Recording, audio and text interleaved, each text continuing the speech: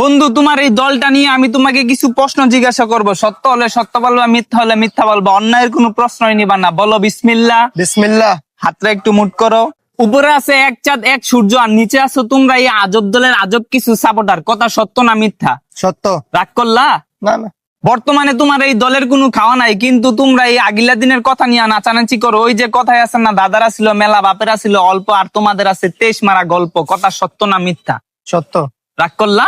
না না, 2014 বিশ্বকাপে তোমরা 7টা গোল খেয়ে সেটা কাইতে ফিরে আসলে। এখন যদি তোমাদেরকে কেউ 7 আপ বলে যাওগা তোমরা সেইটা, ওই যে কথা আছে না, সোরের মার বড় গলা। কথা সত্য না মিথ্যা? সত্য। রাগ করলা? না।